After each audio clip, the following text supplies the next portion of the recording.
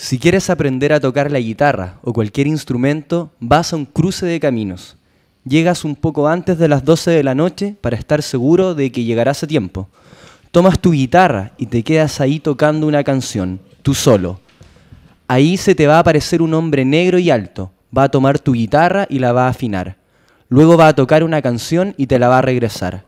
Así fue como yo aprendí a tocar todo lo que yo quisiera.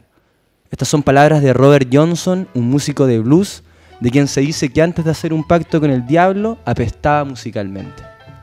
Me parece que fue con él que se inspiró la película Crossroads, en el cual precisamente un músico Cruce de blues... de caminos. Sí, un talentoso del blues declara su pacto con el diablo, su talento proviene de ese pacto y bueno, primero nos habla del encuentro y de esta idea también muy popular del diablo como figura, como una presencia, muchas veces con cacho y cola. Esos cachos siempre me he preguntado si serán para agarrarlo y sodomizarlo. Para afinar detalles con la muerte.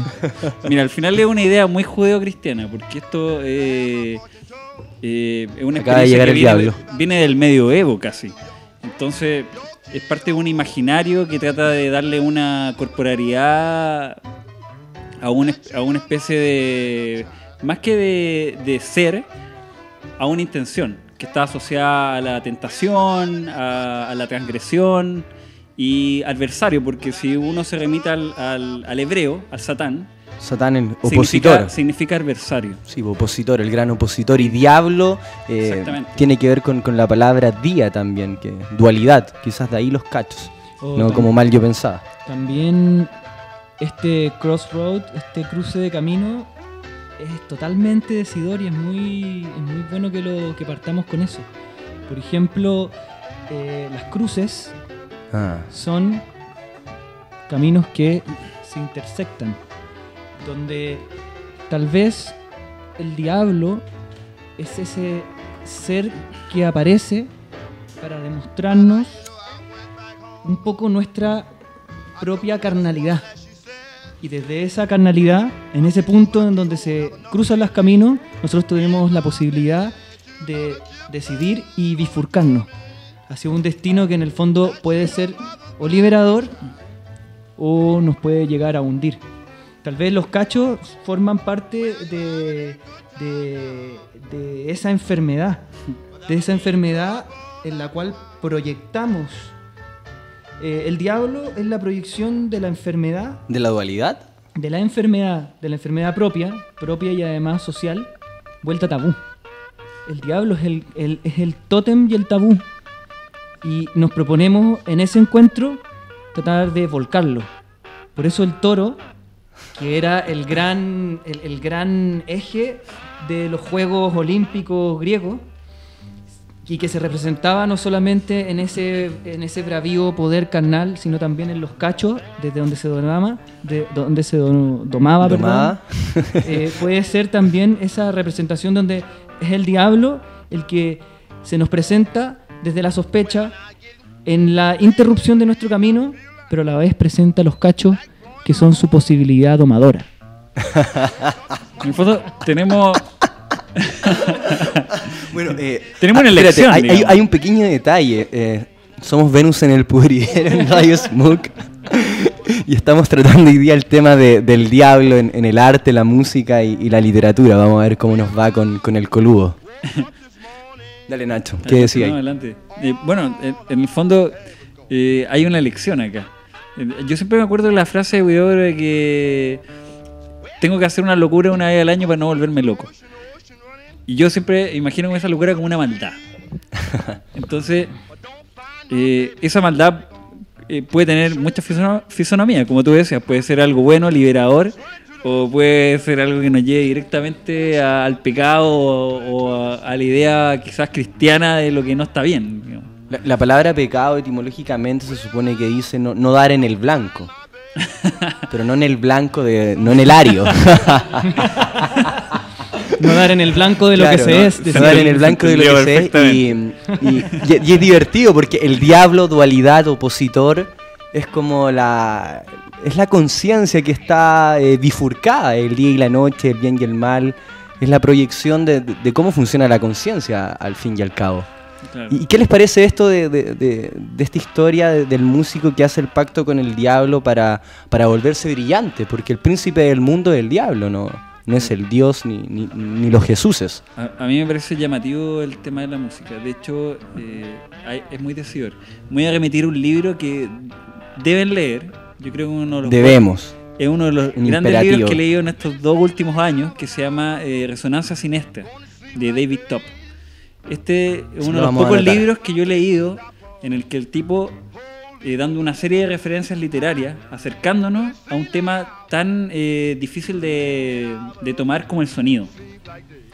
Y si tú lo piensas, el sonido y la música es lo más cercano a lo que nosotros podríamos entender como una idea demoníaca o cercana al diablo, en el sentido de que es lo desconocido. Ah, qué bonito eso. El sonido es algo completamente inasible y desconocido. Es casi entrar al miedo, al horror vacui, por decirlo de alguna forma. Claro, o tal vez al revés. Bueno, y algo bello también. Claro, y bello y terrible, porque cuando por ejemplo, nos encontramos frente al sonido, también se corre un torrente con él de furia, de ira, de cólera. Es ahí donde, primero, para que exista, se debe cantar. Pero antes que el canto, existe el silencio. Y el demonio cae con todos sus nombres desde una faz arcangélica. Y esa faz arcangélica es el silencio, de donde se desprende el que se revela. Pero entonces la vida sería profundamente demoníaca entonces, porque ir de la nada al ser sería como el primer acto demoníaco. El diablo por excelencia sería Entonces, la vida. si propusimos, por ejemplo, una frase, el diablo es la proyección de la enfermedad vuelta tabú, tal vez podríamos proponer el diablo es la proyección de la vida vuelta tabú. Eso está muy lindo. Yo, Eso está muy lindo, weón. yo Un aplauso para Jorge. pensaba, como dice Ignacio, acerca del ruido y el silencio, donde caen los ángeles. En el minuto de caer el ángel revelado, existe una ruptura de la continuidad desde la rebelión. Y desde la rebelión aparece lo que hay tras el silencio, que es un murmullo callado. Y es desde ahí que se desprenden no solamente el demonio, sino que acuérdense que el demonio, ¿quién era? Era el ángel más bello, el más amado, el príncipe de todos los ángeles, de todo el panteón divino, eso es lo que cuenta. Era como el elegido. El elegido, y se desprende ya no con su individualidad totalmente configurada, se desprende en un ente que es multinominal. Cae el demonio con todos sus nombres. Estamos haciendo filosofía del lenguaje. Son las 9:22 minutos Y volvemos a la música. y vamos a la música. Mira, la cita era deme un segundo. La cita con la cual iniciamos el programa era de Robert Johnson y vamos a ir con la primera canción. ¿Podemos Sí, hacer obvio. un alto Haga un para alto. lanzar antes de la literatura la música? Esa es como una máxima. Antes de la literatura la música. El demonio sí nos encuentra en la música. Por ejemplo, en la Rusia, el demonio va a estar, y después lo vamos a poder decir con mayor calma, va a estar va a aparecer desde la música y desde una propuesta. En la Alemania también. Y sin ir tan lejos, en nuestra cultura andina, es el demonio el que no solamente va a aparecer como una propuesta desde la música, sino que además va a ser quien nos va a revelar la ruptura contra todo lo que es la religiosidad dominante, hegemónica. Y el demonio tal vez ese ángel que nos viene a revelar ese camino hacia la furia. Vamos con Led Zeppelin, Traveling Riverside Blues, un cover de nuestro querido amigo Robert Johnson.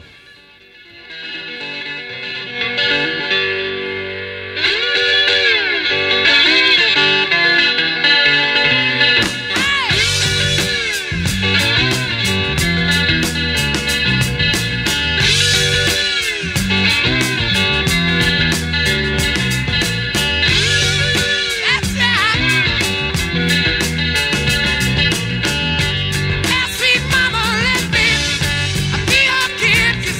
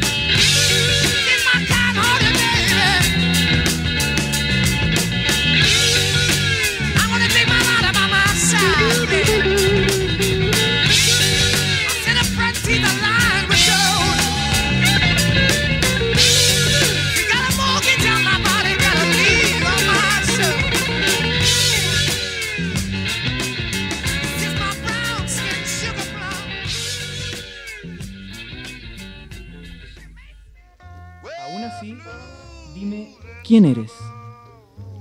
Una parte de aquella fuerza que siempre quiere el mal y que siempre practica el bien. Fausto de Goethe.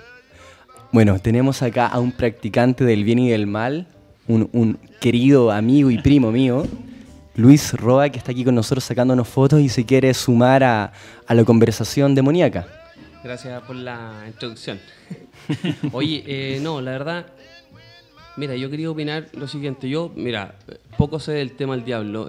Está... Eso es lo que tú crees. O te felicitamos. O eso es lo que quiero que crean.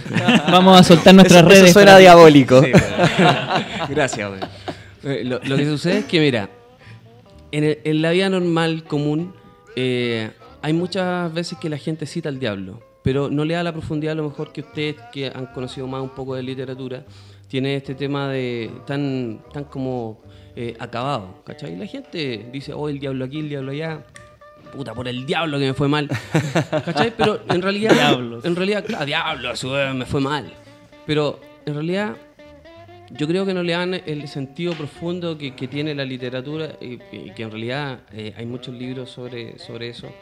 Pero mira, yo he leído un libro de Matilde Asensi, que es una escritora argentina, si no me equivoco, donde habla y cita mucho el tema de Dante Alighieri y su famosa... La Divina Sin Medias. La Divina Comedia, claro, como tú lo dijiste.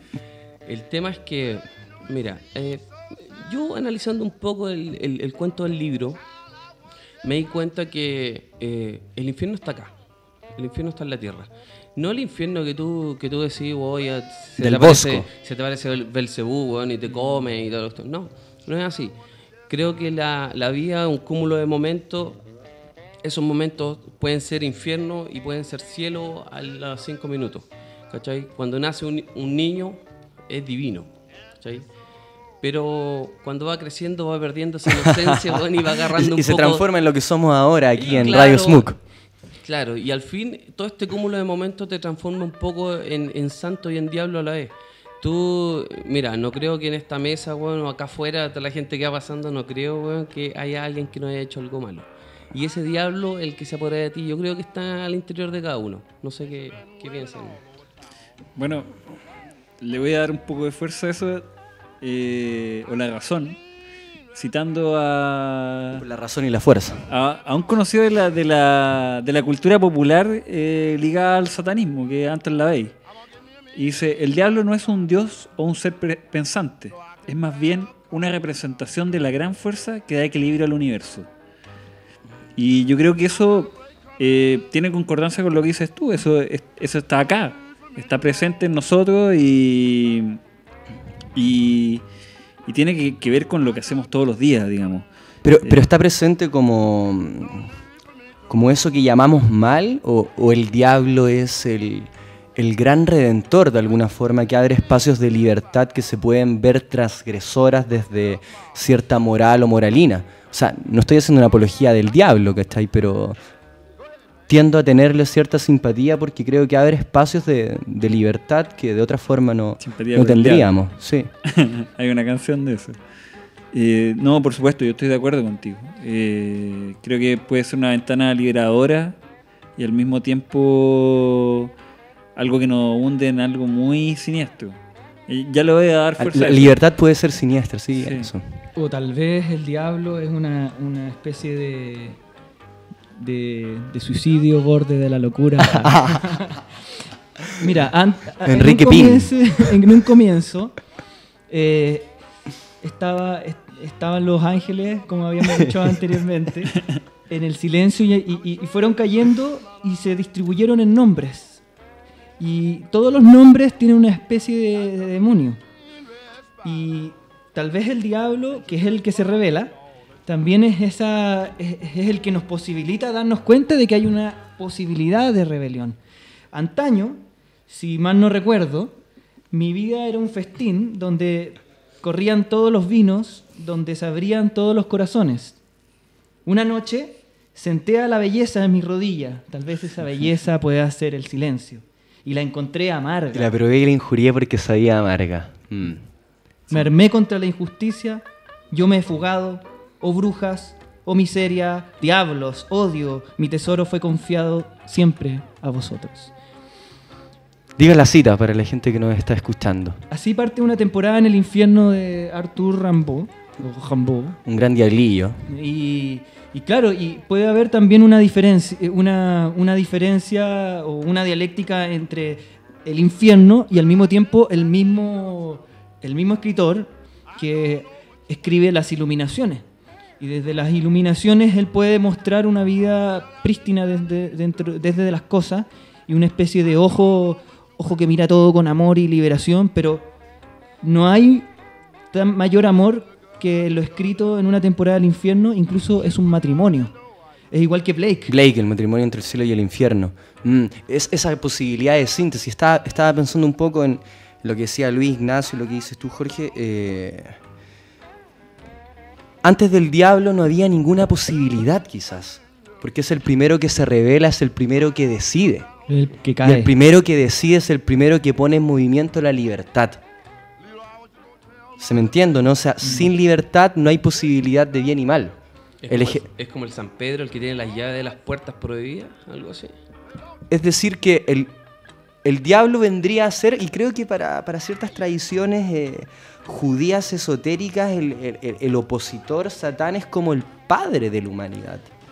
Porque es el que posibilita el que tú y yo decidamos. Antes éramos como autómatas del amor, por decirlo así, en ese espacio de silencio que estaba tratando de pintar Jorge con su arqueología. No es arqueología, porque era como quería hacer un juego de arcángel y no sé si me explico. Arcanología, algo así. Bueno, hay varias en la literatura y en la cultura. Hay bastante trillado que se ha referido a lo que es el demonio y el diablo y esta categoría donde yo creo que se ocupa la cultura para poner temas que en el fondo son tabúes y desde lo que hay que revelarse, desde esta contrapartida. Por ejemplo, está la novela de El maestro y Margarita, de Mikhail Bulgakov, que nació el año 1891 y murió en 1940, que no solamente es una sátira genial de la sociedad soviética, con su población hambrienta, sus burócratas estúpidos, sus aterrados funcionarios y sus artistas corruptos, sino que además viene acompañado de una extravagante corte. ¿Y quién es acompañado? Es el diablo, que llega a Moscú e irrumpe en sus mediocres vidas, desencadenando toda una especie de peripecias trepidantes y disparatadas que radiografían las debilidades de la naturaleza humana. Y es una cita.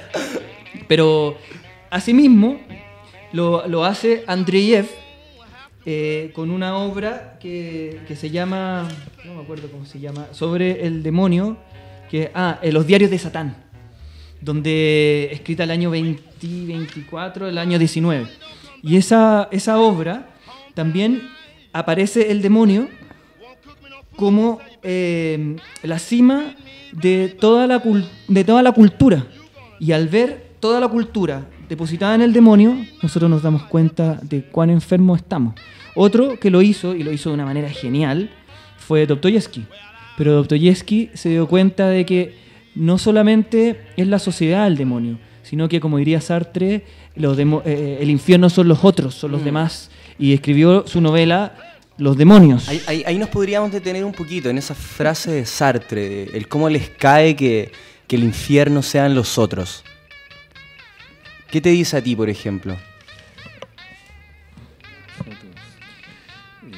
Bueno, también Rimbaud, por ejemplo, en Dar una Muchas vuelta gracias por considerarme. También le dice, yo soy un otro. También hay una vuelta, depende de cómo uno quiera ver estas nociones de reencuentro con la sociedad y saber que uno es un ser social, aunque esté en su propia individuación, es ir al encuentro. Y ir al encuentro es o decir, yo soy un otro y me reconozco en ti, o tú eres el infierno. Claro, porque yo también lo soy. A eso quería ir, porque la frase de Sartre, cuando canta casi que los otros son el infierno, o el infierno son los otros, suena... Desmarcarse de la culpa. Claro, como... Sí. Claro. Yo estoy bien, pero si yo soy otro tú, te encuentro infernal porque yo soy profundamente infernal, porque lidiar con el otro, lidiar consigo mismo es algo calamitoso muchas veces, es algo luciferino. Y hay un gran opositor dentro de nosotros, ¿o no? Bueno, y ese genicidio, o sea, apareció Rambo, siempre aparece. En ese momento donde él decide rebelarse, dice, me armé contra la injusticia, odio, saña, etc. En ese minuto, él toma una nota interior de autoconciencia y escribe una temporada en infierno. Entra hacia sí mismo. El que ha promulgado decir, yo soy un otro, yo soy en ti. Entra hacia sí mismo. Para después de esa lavazón, donde además hay un matrimonio, puede volcarse a lo que es la iluminación. No se puede iluminar, uno no puede iluminarse si es que no ha ingresado al propio infierno, al propio Sankara, al propio infierno. Estaba pensando en Rimbaud, que también dice, la llave es la bondad. ¿Se acuerdan de esa frase? No, la caridad es la llave. La caridad es la llave, eso mismo. Bueno, en esa fuerza demónica yo lo veo como una fuerza creadora finalmente, porque ustedes saben, bueno, los que conocen la biografía de Rimbaud saben que era una persona que estaba vivía la bohemia, tenía esta relación ambigua con Verlaine, vivía el desarreglo de los sentidos. No sé si cité correctamente la frase que él decía, pero de otra forma él no hubiera podido llegar a estas corrientes, estas energías subterráneas que le pudieran permitir el estudiado desarreglo de todos los sentidos. Exactamente. Era un método que tenía él. Llevar una vida correcta de escritorio jamás lo hubiera podido llegar a esas instancias creadoras a las que llegó. Bueno, y ahí quizás está lo que tú decías, de que es esa fuerza creadora que se puede volver profundamente destructora. Y quizás acá podríamos hacer un link con Kundalini. Creo que tú podrías decir algo, Jorge Rosemary, del más allá. O sea, aparece Rimbaud. Ha estado pensando este tiempo cómo poder acercarnos a la cultura, a las culturas antiguas y a los yogis desde el demonio. Pero yo creo que hay que hacer primero un parar frente a nuestro propio lenguaje y a nuestras propias culturas para poder realmente acercarse. Porque, por ejemplo, Shiva, que es dentro de esta triada donde está Brahma, donde está Vishnu, siempre pensé que Shiva podía ser lo más cercano al demonio, porque es el destructor. Claro. Porque él es el río seminal del Ganges que corre para cobijar a todos los muertos. Pero también está Kali. De ahí está lo femenino. También. Y Shiva en el fondo también es la unión, es el matrimonio de Shiva con Parvati. Y Parvati es Shakti. Shakti es el poder. Y en Kundalini, no sé si tiene mucho que ver con el demonio, pero igual todo... No, pero como fuerza creadora que si no se domestica, no sé si domesticar es la palabra correcta, pero si no se le da un cauce adecuado, puede transformarse en algo que genere... Un Sankara, que es porque en el Kundalini, por ejemplo, lo que hay que hacer es activar, entre comillas, la serpiente. Y esa serpiente... ahí podemos jugar con la simbología y aproximarnos a... Porque la serpiente, en el fondo, sería esta energía vital, que es un estado ya de liberación, y que hace elevar, articula el Shushumna, que el Shushumna es toda una especie de energía que pasa en una corriente de energía que pasa por la columna, que va juntando todos los chakras que más o menos nosotros conocemos, pero son millones. Y esta energía está influenciada por los nadi. Nadi en hindi es río. Son ríos que están, y hay millones de ríos en el cuerpo. Y uno se llama Ida y el otro Pingala. Y otro se llama Vuelta. Y en esta juntura aparece lo que es el Shushumna, que es la energía vital, y aparece la serpiente dominadora de lo que somos. ¿Será que el demonio, volviendo un poco a lo que comentó Luis hace un rato, sí, nos dice un poco de quiénes somos nosotros? Lo digo por esta... Recuerdo un comentario de Zizek o Zizek, como lo quieran pronunciar, que hablaba de los videojuegos. a lo mejor alguno ha jugado GTA San Andreas, pero en ese juego en particular uno puede hasta violar a personas. Puede cometer asesinatos. Como el teatro mágico de Germán Hesse. Exactamente. Atropellar y todo eso, sí. Es una suerte de anarquía moral. Y Zizek decía, ¿no será que este tipo de dispositivos nos permitan liberar el deseo reprimido? ¿Qué nos dice de nosotros una cosa así? Tremendo, tremendo. Estaba pensando en una película que vi hace poco, de La Purga, creo que se llama. Sí, es Exactamente. un concepto muy parecido. Y se abre un día al año para que las personas puedan desatar totalmente sus impulsos más oscuros, al amparo de la ley. Y eso que Podemos desatarlo ahora, no odiamos, ¿no? Bueno, en la Edad Media, en lo que se llama entre comillas la Edad Media y la Edad Oscura de la Europa, pero en Europa, en el fondo, existió un minuto donde todo podía ser invertido.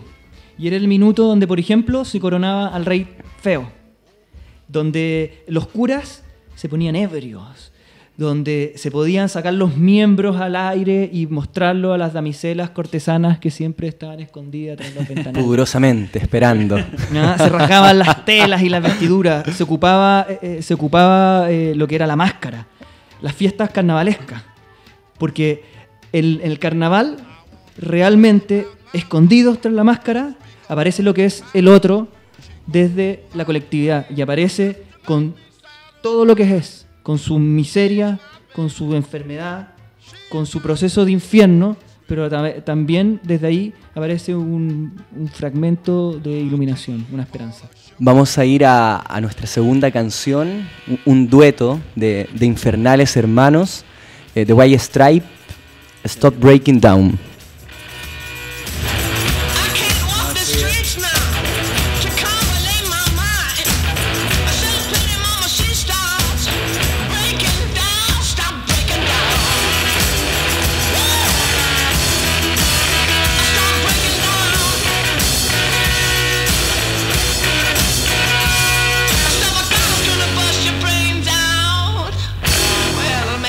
Your mind.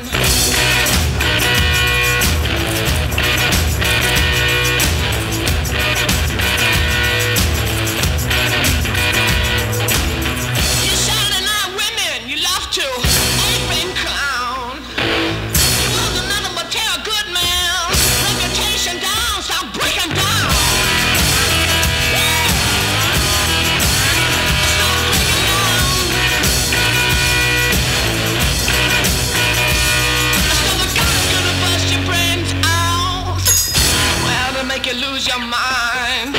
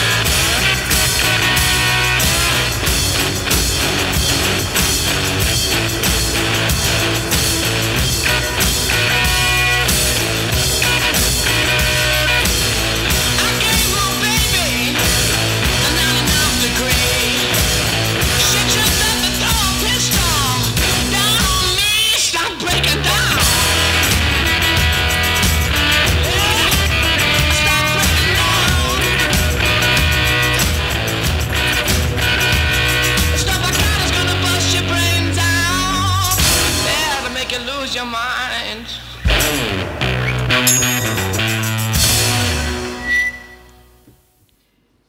La historia del soldado es una obra de Igor Stravinsky compuesta en 1917 a partir de un texto en francés de Charles Ferdinand Ramus para 3 actores: el soldado, el diablo y la bella princesa. El argumento, por supuesto, tiene una inspiración faustiana, desde un cuento popular ruso, que narra la historia de un soldado que, de regreso a su casa, se encuentra con el diablo que le engaña para que le cambie su violín. el violín, en el fondo, nosotros podríamos pensar que es la representación de su alma. ¿Stradivarius? Un Stradivarius. Y a cambio de su violín, él le ofrece un libro que tiene la virtud de predecir el futuro. Por supuesto, el joven se queda y a instancia del diablo se queda 3 días con él y el diablo le enseña a tocar el instrumento. Recuérdense Paganini. Pero cuando regresa a su pueblo a buscar a esta chica, se encuentra totalmente desolado porque han pasado 3 años y todos se han olvidado de él. Ni siquiera su madre y su novia se ha casado con otro. Entonces se retira triste, abatido y poco a poco amasa una gran fortuna con este libro, con las artes de este libro. Pero descubre el soldado que el dinero no le hace feliz y sale en busca del diablo, sale a cazar al diablo, al que le ofrece jugarse su fortuna contra el violín en una partida de cartas. Y el diablo gana una vez más y en su alegría desmedida este soldado, cuando ve a este desbordado diablo, le roba el violín. Y va y se da cuenta de que la hija del rey está enferma y que se casará con quien la cure, perdón. Y este soldado, por medio de su violín, logra curarla y se casa con ella. Pero el problema es que no pueden salir del reino porque si lo hacen, el diablo se lleva al soldado al infierno. El diablo, aprovechando todo esto, traspasa los límites del reino, se lleva, atrapa a este soldado y termina el soldado quedándose en el infierno. Esta es la obra musical de Stravinsky basada en este cuento de Charles Ferdinand Ramus. Bueno, el diablo siempre emerge en esto como una suerte de cultura popular que va muy ligada a la tentación. Y con eso yo me gustaría hacer el link con el cuento y interpelarlos un poco porque no sé quiénes han leído completamente la Divina Comedia acá, pero levanten la mano. Pero si no la han leído, esto es una odisea. Es un pecado, güey. Yo conocía a Peñalillo y me decía que llevaba 40 años leyendo la Divina Comedia. La estaba leyendo, weón, quizá en qué idioma, weón. El tema es que los que la hayan empezado a leer o hayan leído algo, notarán que la parte del infierno es muy entretenida. Súper. Muy entretenida. Purgatorio se pone ahí y el cielo es de una fomedad terrible. ¿Qué Pura pasa luz. en el cielo? Nada. Se empieza... La narración se empieza a desvanecer. Porque no sabemos qué está pasando. Es mi opinión. Pero está notable eso, porque no podemos saber lo que pasa en el cielo. Y quizás por eso la narrativa ahí de Dante se vuelve un poco más fome. ¿Sí? Y la pregunta detrás de esto, ¿por qué es tan atractivo el mal? Y les voy a dar un par de pistas. A ver, danos un par de pistas. Me encanta. Metafóricamente, no vamos a entrar en el rollo de la música con esto, pero recuerden a Odiseo cuando se amarra y escucha los cantos de la sirena. ¿Por qué se amarra Odiseo? ¿Qué está escuchando? ¿Qué lo está tratando de atraer hacia el mar? Les voy a dar otra pista. El asesino amenazado, el cuadro de Magritte. Una persona que acaba de cometer un crimen, que está amenazado, él no lo sabe, pero está lleno de personas afuera que están con armas tratando de atraparlo, pero él está paralizado escuchando la radio, un disco. ¿Puedo? No puedo. puede. No ha hablado nada. No ha hablado nada. ¿Puedo jugar una carta? ¿Por qué vamos a permitir de que opines? ¿Por qué es tan atractivo el mal, señores? ¿Por qué es tan atractivo el mal? ¿Por qué nos paraliza? Si acabamos de cometer un asesinato, ¿por qué nos paraliza? ¿Qué nos está tratando de decir? ¿Hacia dónde nos lleva? Wow, no sé. Yo no podría responder a esa algo tú. pregunta. ¿Por qué crees que es tan atractivo el mal? Mira, la verdad yo creo que, como dije al principio, el mal está dentro de nosotros, el bien también. El diablo y Dios están acá adentro haciendo una pugna en tu cuerpo, interna, en tu mente, mejor dicho.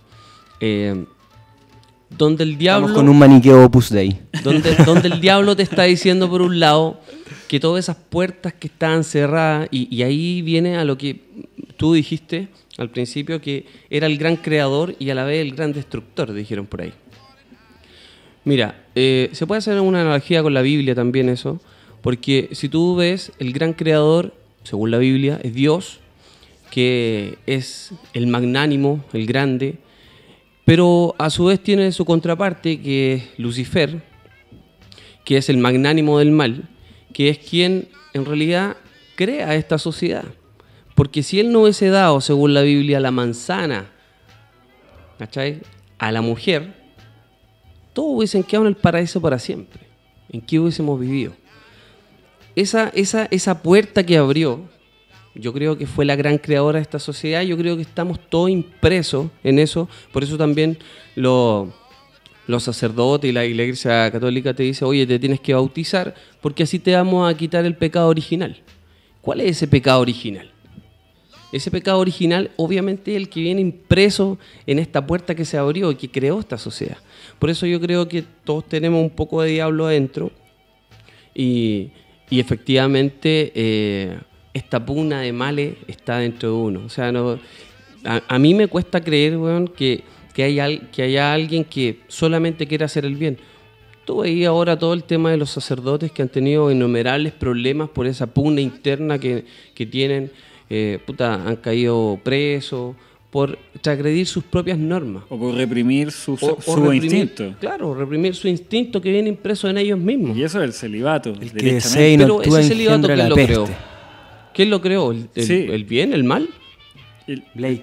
Yo creo que eso es lo atractivo que dices tú. Bueno, lo atractivo es quebrar eso. A mí me parece terrible el tema de los sacerdotes porque hay una gran violencia en reprimir el sexo. Me parece algo tremendamente violento reprimir el sexo. Y imagínate lo que pasa. Yo creo que eso, todos esos abusos están directamente relacionados con esa represión de una libertad que nosotros la podemos ver metafóricamente en esa liberación creadora de Rimbaud, en cuentos costumbristas, en el cuento que acabas de citar. Pero una cosa es reprimir y otra cosa es controlar. Sí. Porque, por ejemplo, Jorge, el gran sublimador. Los yogis, por ejemplo, en gran parte de su primera etapa hacen lo que se llama el brahmacharya. Y el brahmacharya es un celibato que consta de 7 años. Y practican lo que sería el samadhi, que es la concentración mental y corporal. Por lo tanto, no se están reprimiendo, sino que mediante eso se están liberando. Un control. Y yo quiero también tirar otra carta con respecto a la lectura que propusiste sobre Dante, que propusieron sobre Dante. Dante no se puede leer si es que no se contempla de que es una obra total. Y eso implica en lo que él decía, que su obra es el transhumanar. La obra de Dante no puede comprenderse si no se entra con Beatriz al paraíso y si no se acerca a la esfera divina, al cielo empíreo. No puede, al motor inmóvil. Pero es más fácil imaginar el infierno. Pero no, es que es más fácil, ¿sabes por qué?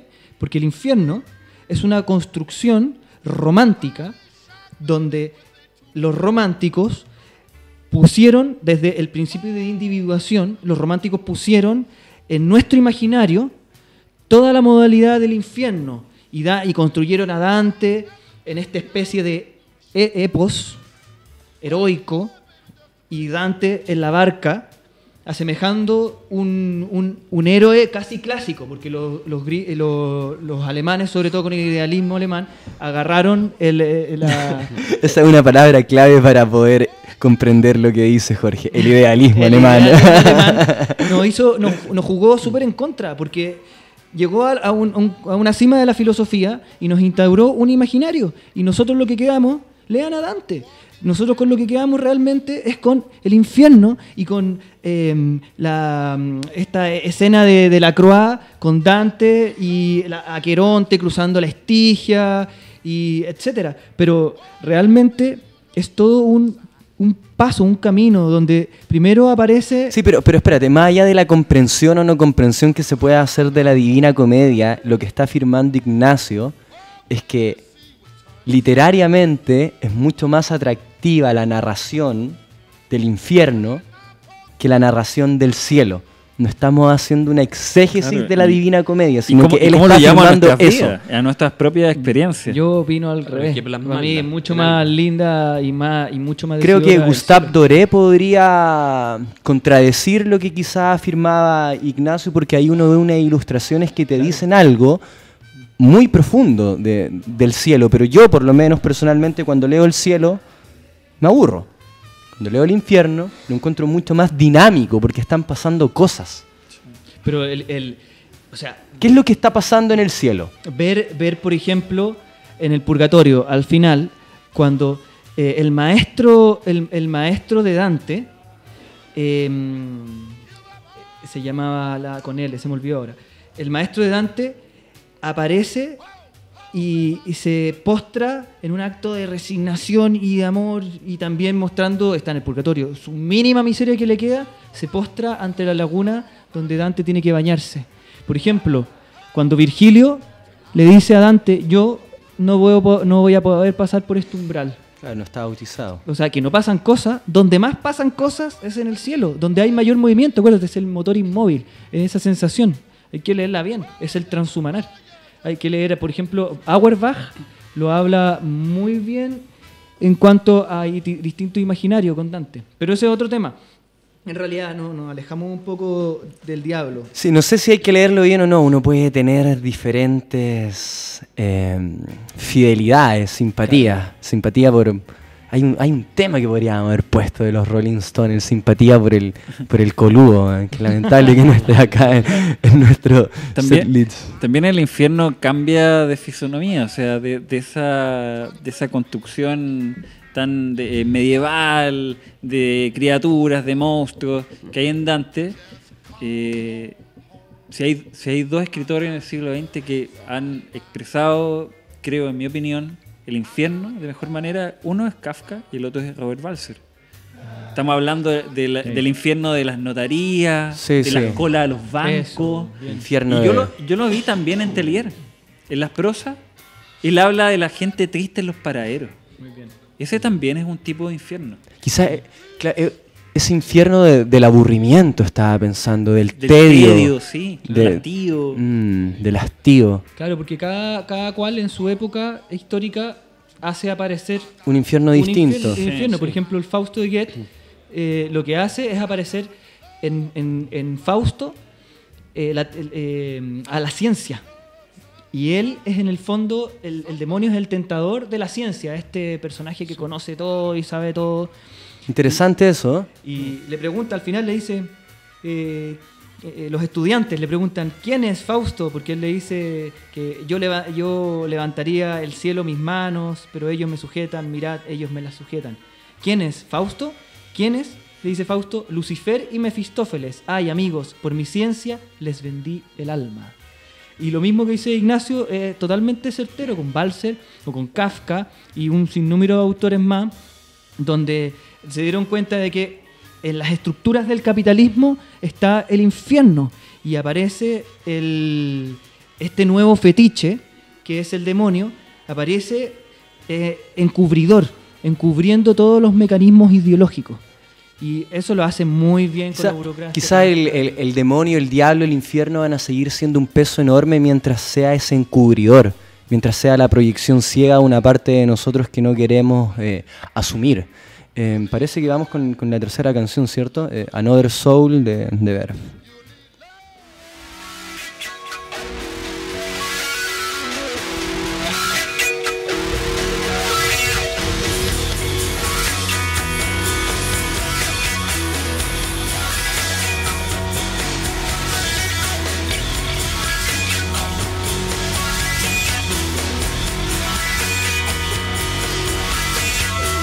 This is a tale of another soul, looking to find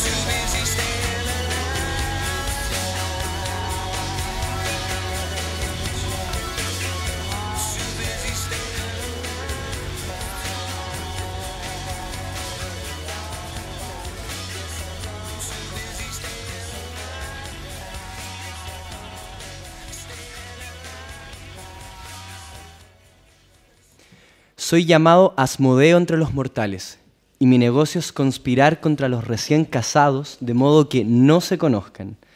Yo los quebraré con varias calamidades. Me arrebata la belleza de las vírgenes y anhelo sus corazones. Yo transporto a los hombres a los lapsos de la locura y el deseo cuando ellos tienen sus propias esposas. Así ellos las abandonan y se escapan de día y de noche con otras que pertenecen a otros hombres, con el resultado de que incurren en el pecado y caen en actos criminales. El dios de la lujuria. El demonio de la lujuria, no el dios. Gran dios es el nuevo. La lujuria y el sexo yo creo que es uno de los principales motores para salirse Para del pecar. camino. Para pecar, para salirse del camino. Para dar en la blanca. Usted, damita, es mi infierno. El infierno son las otras, entonces. Claro, las otras. Este es el momento de misoginia de Venus en el Pudridero. Bueno, estábamos en un minuto hablando también en este espacio de musicalidad donde ustedes no pueden escucharnos. Y estábamos hablando también de El otro diablo. del otro diablo, de nuestros diablos de Sudamérica, de Latinoamérica. Y cómo nosotros vivimos el demonio. Claro, hola, soy Gonzalo, sonidista. Bueno, mientras estaban conversando yo recordé la historia que ahora revisando un poco en internet es popular en toda Latinoamérica, que sería Pedro Urdemales, como se conoce aquí en Chile, pero también se conoce de forma distinta en México, etc. Y lo interesante que yo encuentro que hay dentro de eso es que finalmente Pedro Urdemales es un personaje que se relaciona con el diablo, el que se lo encuentra y que finalmente lo logra engañar. Entonces el diablo no es necesariamente el personaje que te hace pecar, sino que es que el que te tienta. El incitador. Te incita, pero finalmente uno tiene el don o el poder de incluso ser más inteligente que el diablo. Eso me recordó... Bien, Gonzalo. O sea, queríamos volver a Latinoamérica y yo volver a lo europeo, lamentablemente, pero la historia de Gonzalo me recordó a lo que hablaba Gamben con respecto a las figuras de Balser, que de alguna manera ellos eran eran demoníacos, no porque fueran terribles, al contrario, sino porque eran buenos, o más bien eran los más susceptibles de ser tentados. La candidez, la inocencia. Exactamente. Y de alguna manera eso también era porque eran los que estaban más lejos de Dios. Claro, también políticamente se pueden construir demonios. Por ejemplo, imagínense que nosotros tenemos el poder en la Rusia. Y en la Rusia, con nuestro poder, nos damos cuenta de que hay jóvenes que tal vez ellos mismos estén iluminados y quieren rebelarse. ¿Nosotros cómo los llamaríamos? Los demonios. Demonios, sí. Los demonios también... Era Benjamin, en algún minuto Benjamin hablaba de esa posición de ruptura, de ese constante en la ruptura, donde hay un advenimiento rebelde. Y ese advenimiento rebelde, que podría llamarse lo demoníaco, porque puede ser así, porque va contrahegemónico, en el fondo es pagano, lo pagano es demonio también, logra romper el continuum de la historia y puede aparecer como el anticristo y puede ser utilizado también como un medio de liberación. Yo creo que siempre vamos a tener estas polaridades en pugna, porque lo demoníaco nos puede llevar tanto a lo positivo como a lo negativo. Creo que siempre vamos a chocar en ese aspecto.